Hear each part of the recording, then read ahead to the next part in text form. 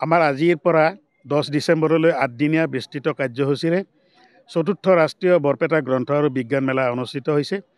ৰাতিপুৱা আমাৰ পতাকা উত্তোলন, তাৰপিছত আমাৰ প্ৰয়াত সদস্যসকলৰ স্মৃতিত স্মৃতিতৰ্পণ, বিশ্বশিল্পী জুবিন গাৰ্গ, সুধাকণ্ঠ ডক্টৰ ভূপেন হাজৰিকা আৰু আন্তঃৰাষ্ট্ৰীয় খ্যাতিসম্পন্ন বাঁহীবাদক দীপক শৰ্মাৰ প্ৰতিচ্ছবিত আমি স্মৃতিতৰ্পণ কৰিলোঁ, শ্ৰদ্ধাঞ্জলি জনালোঁ। ইয়াৰ পিছত আমাৰ বাকী পৰৱৰ্তী কাৰ্যসূচী হিচাপে বিয়লি আছে গ্ৰন্থ আৰু বিজ্ঞান মেলা উদ্বোধনী অনুষ্ঠান।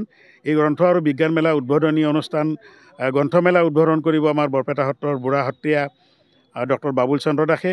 বিজ্ঞান মেলা উদ্বোধন কৰিব আমাৰ পদ্মশ্ৰী বঁটা প্ৰাপক ভাৰতীয় উদ্ভাৱক উদ্ধৱ ভৰালীয়ে, আৰু তাত বিশিষ্ট অতিথি হিচাপে অংশগ্ৰহণ কৰিব ভাৰতীয় প্ৰশাসনিক সেৱা বিষয়া হেমেন দাস আৰু অসম লোকসেৱা আয়োগৰ প্ৰাক্তন অধ্যক্ষ ডাক্তৰ তাৰা প্ৰসাদ দাসে। আমি এই গোটেই বৰপেটাৰ গ্ৰন্থ আৰু বিজ্ঞান মেলাখনক বিশ্বশিল্পী জুবিন গাৰ্গ ক্ষেত্ৰ নামেৰে নামকৰণ কৰিছোঁ, আৰু আজি সন্ধিয়াই জুবিন গাৰ্গৰ গীতৰ আধাৰত একক নৃত্যৰ প্ৰতিযোগিতাও আমি আয়োজন কৰিছোঁ।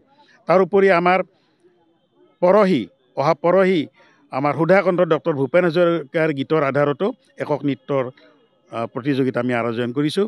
আমাৰ আটাইকেইদিনে মঞ্চত দৰা প্ৰতিযোগিতা, ৰন্ধন প্ৰতিযোগিতা, বিভিন্ন প্ৰতিযোগিতা আমাৰ অনুষ্ঠিত হ'ব, আৰু প্ৰতিদিনে সাংস্কৃতিক অনুষ্ঠানো অনুষ্ঠিত হ'ব।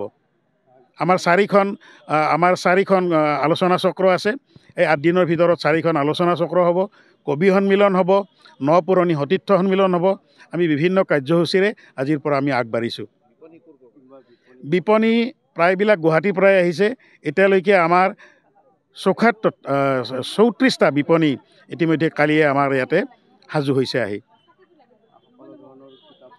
সকলো ধৰণৰ কিতাপ তেওঁলোকে আনিছে। গ্ৰাহকৰ উপযোগী, গ্ৰাহকে বিচৰা কিতাপ পাব বুলি তেওঁলোকে আমাক জনাইছে, আৰু তেওঁলোকে 10% ৰেহাই মূল্যত গ্ৰাহকক কিতাপ বিক্ৰী কৰিব। গ্ৰন্থমেলাত মানুহ হ'ব বুলি আশা কৰিছোঁ। যোৱাবাৰো আমাৰ গ্ৰন্থমেলাত যথেষ্ট সংখ্যক মানুহ হৈছিল।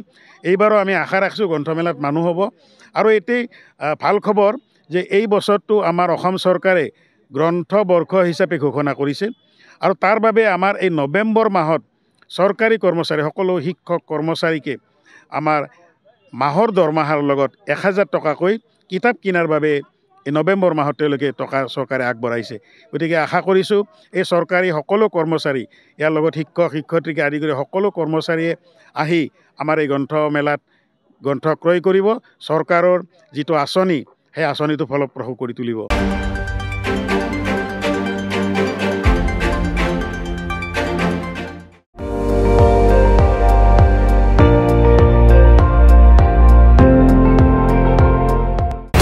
আপুনি চাই আছে ND24, সৰ্বশ্ৰেষ্ঠ নহয় সৰ্বোত্তমৰ দৌৰ।